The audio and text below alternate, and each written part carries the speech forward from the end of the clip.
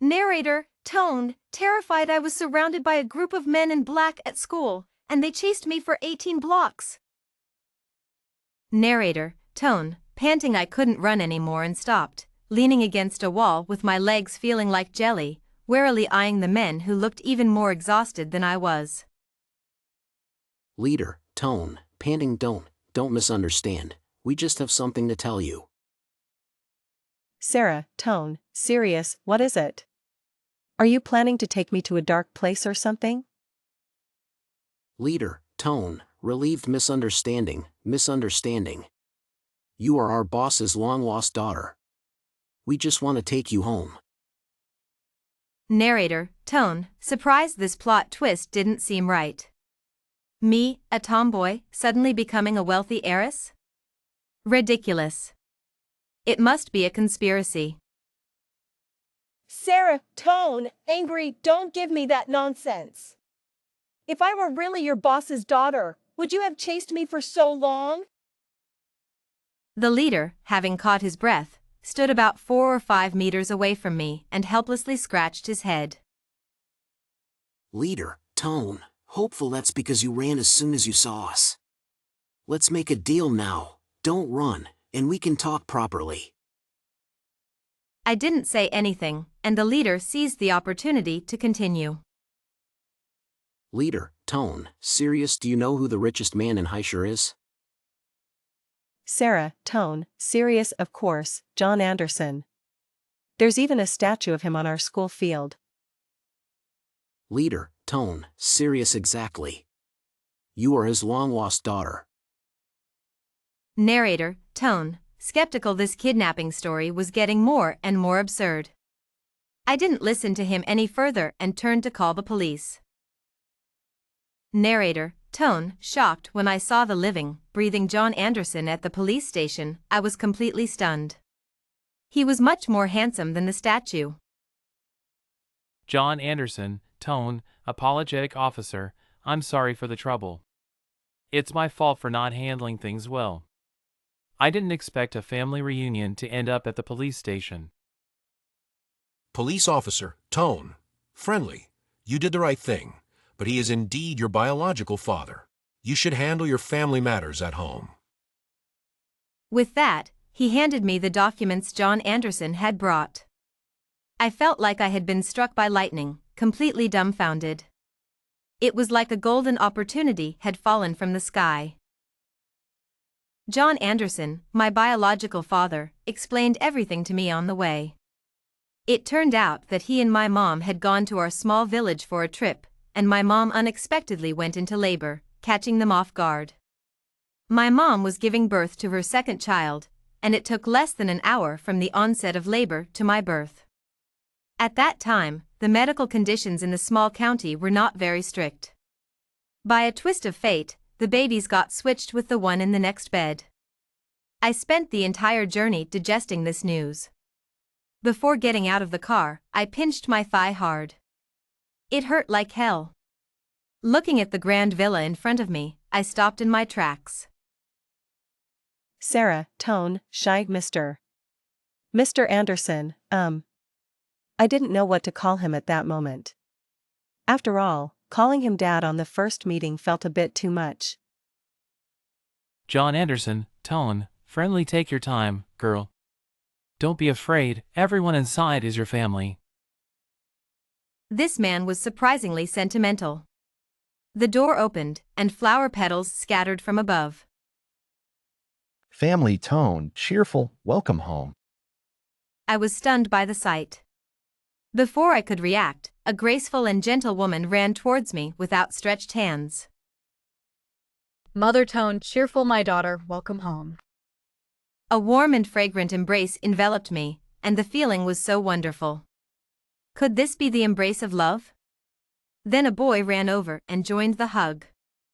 John Anderson walked over, holding another girl about my age.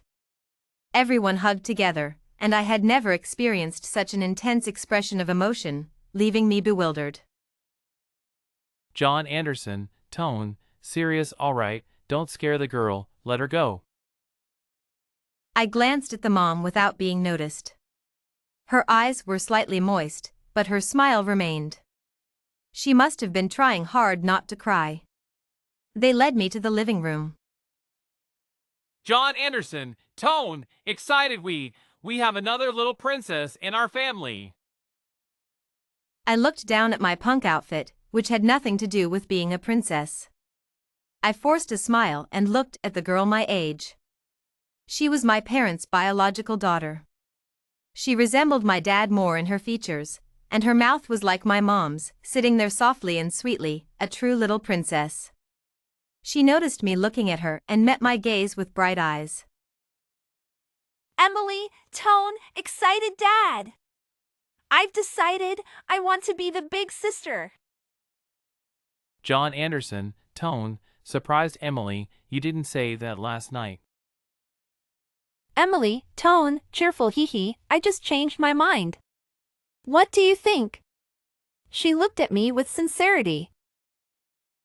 Sarah, Tone, shy, I might not be able to live with you all yet. The previously joyful and warm atmosphere dimmed significantly with my words. Mother Tone, friendly, no problem, we respect your decision. After all, this is all very sudden, and you are still unfamiliar with us. Her words were gentle and soft, making me feel relieved. She was right, they were complete strangers to me. Emily, Tone, hopeful precisely because we're strangers, we should live together. If you don't want to be the little sister, I can be. Sarah, Tone, serious, no, it's just that I still need time to process all these changes. The tense atmosphere eased. I had dinner there, and John Anderson drove me back to school. Back in my dorm, I tried to digest this sudden happiness. I now had a dad, mom, brother, and sister. They gave me some choices without any pressure or conditions. One was to transfer schools and go to the same school as Emily Anderson. 2 was to move back home and integrate into the family as soon as possible. 3 was whether I wanted to change my last name. My name was Sarah Anderson. If I didn't want to, I could keep my current last name. 4 was to choose a major I liked. If I wanted to continue studying sports, they would support me unconditionally. I went through each option, and it seemed there was nothing I could argue against. 1 was to transfer schools and go to the same school as Emily Anderson. 2 was to move back home and integrate into the family as soon as possible. 3 was whether I wanted to change my last name. My name was Sarah Anderson. If I didn't want to, I could keep my current last name. 4 was to choose a major I liked. If I wanted to continue studying sports, they would support me unconditionally. I went through each option, and it seemed there was nothing I could argue against. Sarah pondered over the decisions laid out before her. The prominent ones included transferring schools to join Emily Anderson, moving back home to integrate into the family, deciding whether to change her last name from Anderson, and choosing a major she liked. Each option seemed reasonable and left little room for objection. I didn't expect to become famous at school and then even more renowned. No one dared to gossip about Emily Anderson and me anymore. John Anderson invited the head of the Williams family over and directly called off the engagement. Then, he planned to host a birthday party for Emily and me. Many high-end brands wanted to sponsor us, the 2 Anderson daughters, to wear their clothes for promotion. When I saw the dresses laid out in the living room downstairs, I felt extremely uncomfortable. I looked at those dresses with large cutouts at the front and back, my cheeks flushing slightly. Sis, what's wrong? Didn't you find anything you like? Our mom saw us whispering on the stairs and said gently, "What are you two whispering about? Go try on the dresses." My feet felt glued to the floor, and I had no idea how to respond. After my adoptive parents passed away, I had their names tattooed on my waist. When I emerged from my grief, I got a flower tattoo on my chest, symbolizing rebirth. Emily went downstairs, picked out a few dresses, and came back up. She pulled me, who was at a loss, into the bedroom. Come on, pick one. She showed me dress after dress, and I could only smile wryly. Emily, will a lot of people come? She sat beside me, holding my hand. Sis, don't worry. No one knows each other anyway. Just go and enjoy the food. I'll be with you the whole time. I felt immense gratitude towards her. She was a lively and adorable little princess who naturally belonged here. As for me, although I was their biological daughter, it would take some time for me to fit in. Emily, I think I won't go. I don't want to attend such an event. Her eyes showed disbelief, becoming moist and on the verge of tears. Did someone say something? Or have we done something to make you uncomfortable? She looked at me with concern, like a wounded fawn. My heart ached, and I lifted my shirt to show her the marks on my body. She got a bit agitated and angry. Her face turned red, and she started biting her fingers. With so many people there, my rough appearance will embarrass Mom and Dad. It's not your fault. If there's a problem, we solve it. Retreating is not your style. She glanced at the dresses and realized they were indeed unsuitable. She pulled me to her wardrobe. Opening it, it was full of soft, gentle princess dresses. She scanned through them, opening door after door. Finally, she opened a door in the corner, revealing a different style. She picked out a sapphire blue dress. This one! She excitedly ran to me. Here, this one is perfect for you. Sarah was presented with several important decisions. Emily Anderson was moving to a new school, and Sarah had the option to transfer and join her. She could also choose to return home and become more integrated with her family. Additionally, she had the choice to change her last name to Anderson or keep her current one. Lastly, Sarah had the freedom to pick any major she liked, and her family would support her unconditionally. Thoughtfully, it seems there's nothing I can argue against here. My options were clear. I could transfer schools and join Emily Anderson. Or move back home and reintegrate into the family.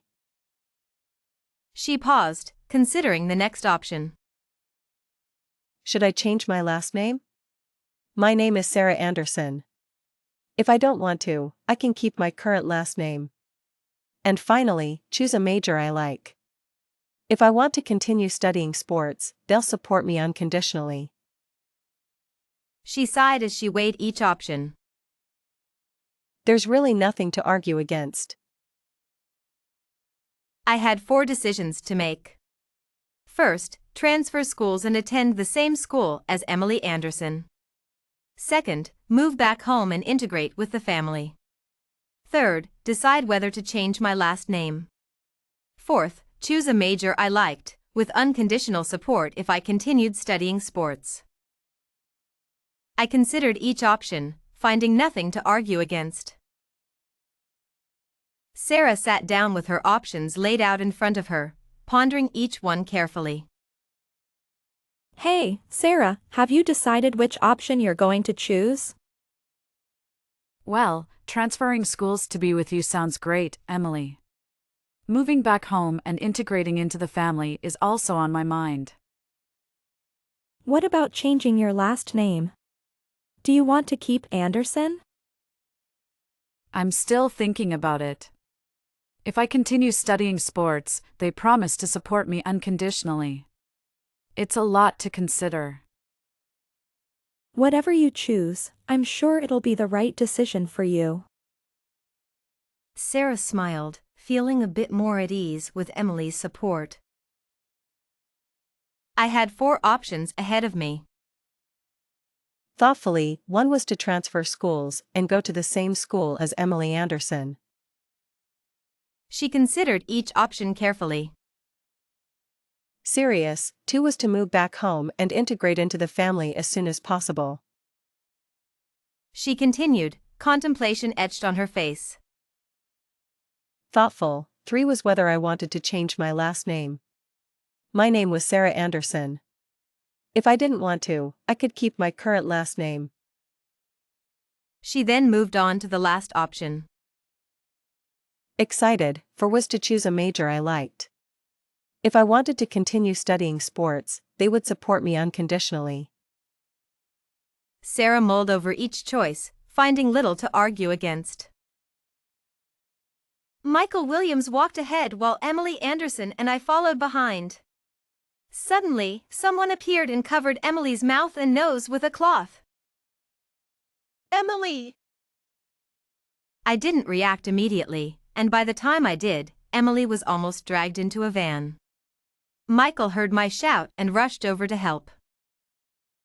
Call the police, I'll chase them. Seeing the van about to close its door, I dashed forward and blocked it.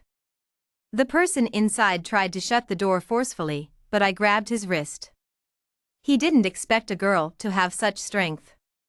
The driver, seeing the delay, started the van and sped off. My arm hurt from the pull. Damn it! The person inside cursed, clearly struggling as I held on to him. He forcefully opened the door, and 2 more hands reached out. I was pulled inside as well. Michael chased after us, but was quickly left behind. I struggled with them inside the van, and before I lost consciousness, I heard one of them spit angrily. She's really fearless. I woke up before Emily. Our hands and feet were tied. Looking around, it seemed we were in an abandoned building. The cold wind made me more alert. I couldn't see anyone, but I could hear voices in the distance. Maybe because of my good physical condition, I recovered quickly. I knew some self-defense, but I didn't know how many of them there were, and I had an unconscious Emily with me. I decided to wait for her to wake up before making any plans. Hearing footsteps approaching, I closed my eyes and pretended to be unconscious. What do we do with this girl? The boss only told us to kidnap the children of those 2 officers. I was shocked. It was related to my deceased foster parents. Were they targeting Emily for revenge? I'm the one you're looking for. Let her go, she knows nothing. My words startled the 2 men. Let her go while she's still unconscious. You really are like your parents, always getting involved. At that moment, Emily stirred slightly, showing signs of waking up. I shielded her from their view. The 2 men wore masks, making it impossible to recognize them. Little girl, you're too naive. Even if she's not our target, she won't be leaving today. Stop wasting time. You stay here and watch them. I'll contact the boss to see what to do. The one left behind glanced at us, took out his phone, and started watching videos. Emily finally woke up completely. Sis, have we been kidnapped?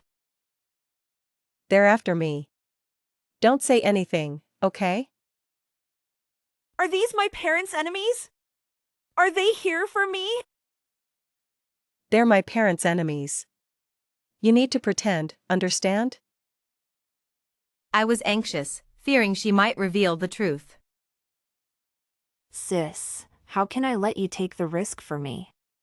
They're actually after me. Emily Anderson! Shut up! Her eyes reddened, and she bit her lip hard. What's the point of being brave now? We're both here.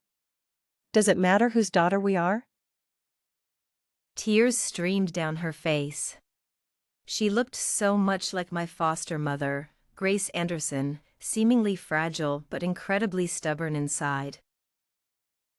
Stop crying. I shouldn't have yelled at you. You're right, we need to face this together and find a way out. They haven't moved us yet, probably waiting for nightfall. Michael must have called the police immediately. I comforted Emily and analyzed the situation with her. Sis, is this what our parents' lives were like? This is my first time experiencing something like this. Her words made my tightly furrowed brows feel like they could crack walnuts. Who gets kidnapped every day? You have no idea what it's like to live in constant fear. And now you're admiring our parents' job. Emily murmured, I just admire you, living so genuinely. When I first saw you, I thought you were so cool. I wanted to be your sister and have you listen to me. But now, you're my sister, and being taken care of by a cool girl feels great. I've always been a pampered princess. Do you understand? Those things you long for but don't dare to try, I dared because of you. I listened quietly to her rambling. How could I not understand her feelings? Growing up, I was the only girl in the compound, always running around with the boys. So, I never had long hair. But as I grew older, I also wanted to be a princess, to wear beautiful dresses. But it felt like I lost that right, like there was a lock in my heart that was hard to break. Genes don't lie. Emily and I shared this deep-seated desire and rebellious spirit, inherited from our respective parents. Our meeting felt like finding the missing half. She was the princess I longed to be, and I was the warrior she admired. As night fell, another person came running over. The police are everywhere. The boss said to deal with the girl here. What about the other one? I had been trying to untie my hands. David and Grace Anderson were gone. They were targeting their daughter for revenge, not money. I looked at Emily, and many images flashed through my mind. What do you think? She's unlucky to be here. Wait until it's completely dark. They spoke loudly, not caring if we heard. Time ticked away. I bit through Emily's ropes under the cover of darkness. She nervously helped untie me. We quietly moved towards the staircase while they were eating. We didn't know how many floors there were, and the stairs had no railings. It was pitch black, and one wrong step could be fatal. We carefully descended 2 floors. Clang! A piece of rebar tripped Emily, and it rolled down the stairs, alerting the men upstairs. Damn, they ran! I pulled Emily along, but we couldn't pick up speed. It was too dark, and we had no light. One wrong step, and we'd be done for. Emily, listen to me. Run down as far as you can. I'll distract them. You know I can fight, right? I can handle them. No, they're after me. I can't leave you. Listen, you run now, and I can focus on dealing with them. We both have a chance to live. If you don't go, we'll both die. Emily listened to my words. Indeed, she was a delicate girl with no strength to fight. Run if you can't win, okay? I'll bring the police back as soon as I can. Good sister, go. Watching Emily run down quickly, I went back up a floor, making loud noises on purpose. I grabbed the rebar Emily had kicked down and banged it on the ground. The 2 men followed the sound. I hid behind a pillar, forcing myself to stay calm. There were 2 of them. I had to disable one first, at least not let them both come at me. Listening to the approaching footsteps, I recalled their figures from earlier, roughly positioning them in my mind. I gripped the rebar tightly, sweating all over. Clang. As I quieted down, Emily's noises from below reached upstairs. You handle this one, I'll go after the other. I couldn't let that happen. I stepped out to confront the man. He probably didn't know I could fight. The moonlight glinted off the knife in his hand. Little girl, I was going to give you a few more hours, but since you don't listen, I'll send you off now. I had no time to listen to his nonsense. I charged at him with the rebar, hitting his knee with all my strength. My hand went numb from the impact. He fell to the ground, screaming, waving his knife wildly, and stabbed my calf. I took the chance to hit him a few more times. Even if his knee wasn't shattered, it was useless now. I turned and ran downstairs, fearing he would catch up to Emily. Ignoring the pain in my leg, I jumped down floor by floor. Finally, I blocked the other man 3 floors down. I saw Emily had reached the ground and was running away. Run fast. Go home. With no more worries, I realized my leg was trembling, bleeding profusely from the stab wound. He pushed me hard, and I grabbed his arm, wrestling on the ground. He kept hitting my head. In the struggle, he quickly gained the upper hand, choking me with one hand. My mind buzzed, and I felt dizzy. I held on, thinking I couldn't leave this world. I had just returned to a loving family, with parents, a brother, and a sister to protect. I hadn't truly experienced being a princess. I didn't want to leave this world. Using my last bit of strength, I kicked his thigh. He bent over in pain, loosening his grip. I twisted his arm and escaped his grasp. But I was exhausted, unable to stand. I crawled forward, each step feeling like my heart would explode, my leg numb from pain. I didn't want to leave this world. I couldn't leave this world. A light shone on me. I felt a surge of hope. Someone had come to save me. My vision blurred, and I heard hurried footsteps. I felt myself being lifted. The pain faded away. Was I leaving this world? Was my soul leaving my body? The sound of the alarm woke me up. Groggy, beep beep beep. I slowly opened my eyes. White walls came into view. My whole body ached. It hurts, but I'm alive. There was still an oxygen mask on my face. This real feeling made me realize that I was still alive. That's good. Cheerful, awake? Grace Anderson's gentle voice came to my ears. I moved my eyes with difficulty to see her face. Her eyes were swollen from crying. Mom. As soon as I spoke, her tears fell again. Shoo, don't talk. You're still very weak and need to rest. Where's Emily? Emily is fine, just a bit scared, and has a slight fever. She got up and pressed the call button. The doctor came quickly. He checked the instruments and then looked at my condition. You've passed the critical period. Just rest well. Try to get more rest. I felt very tired and fell asleep again before the doctor finished speaking. Sarah pondered her options carefully. So, transferring schools to be with me, huh? Yeah, that's one option. Another is moving back home and integrating into the family. What about changing your last name? I can keep my current name if I want. And your major? You can choose anything you like, even if it's sports. They'll support you. Sarah felt there was nothing she could argue against.